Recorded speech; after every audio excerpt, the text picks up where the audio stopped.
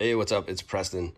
I've been asked by a bunch of folks for videos and I don't know, insight into the new 2022 WRX. Was able to pick it up, I guess 3 weeks ago, something like that. And there's not a lot out there, so people have been referring questions. I thought this would be a quick way to show some of the features on the car that I got that I really enjoy.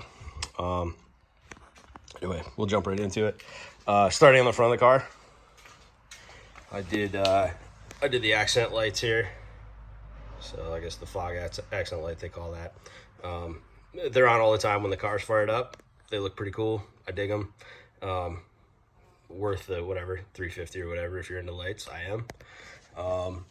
Being a limited, it comes with the auto responsive light, or auto response light, I guess. When you fire the car up, they kind of go back and forth, and they've got auto high beam and auto low beam and all that good stuff. It's I don't know. It's nice to have, but I'm not sure it really makes or breaks the car by any means.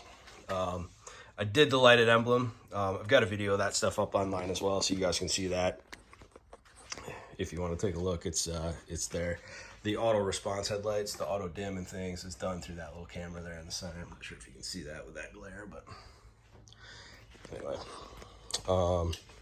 Around the back of the car, don't mind my messy garage or big fat gut, you can just see in my reflection. STI exhaust, there's a video of that up too. Sounds cool, rumbles. It's a little loud until it idles itself down. But I dig it. I would definitely get it again. Inside the car, the lighted sills from, or the lighted WRX sills, if you will. They got the all-weather mats. I live in New York, and you gotta have those. Stepping in the car, that's your ultra suede accent. I thought they looked kind of cool, frivolous. It doesn't really do anything different for the car, but they look cool. It ties the rest of the interior in. It is that one's called, I guess, the gauge accent, I guess is what they call it, even though this one's not on the gauge side. Sorry about the focus there. There's another one down low, the console accents. Those are ultra suede as well, and they, like I said, they tie in nicely with the rest of the car with the red stitching, right? Like the seat gets the red stitching and the ultra suede gets the red stitching as well. That's the armrest extension. Get that in your car. It's a really inexpensive option and it works really well.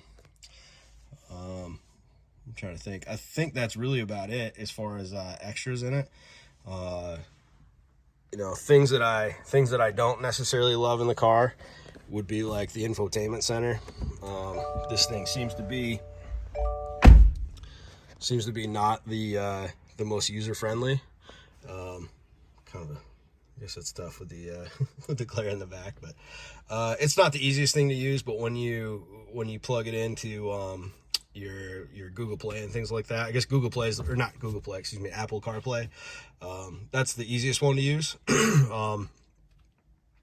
It uses the full screen. I guess some of the Google stuff, or I don't even know, Android, is that what it is? I don't know, you Android guys.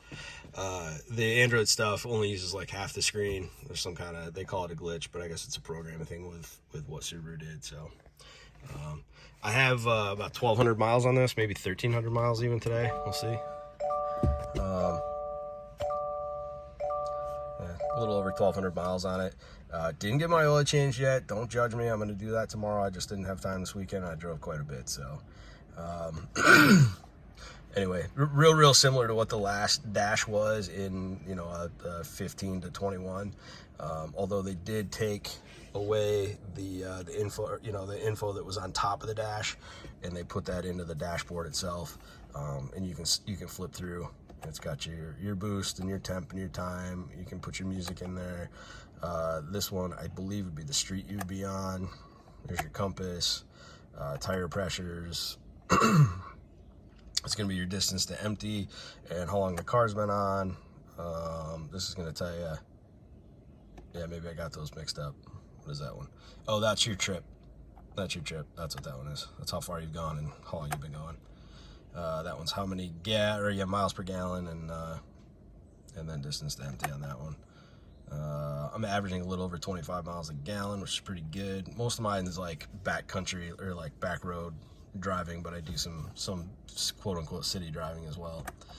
And that's pretty much the deal in here. In the dash, there's certain things that I don't like in here. This would be one. In order to get to the heated seat, like, you have to come through and like hit way too many buttons to get there. That's a little clunky to me. Like, I don't know, I can see the heated seat like right here. Like, why wouldn't we just use that? Maybe a few more tactile buttons would be nice in here.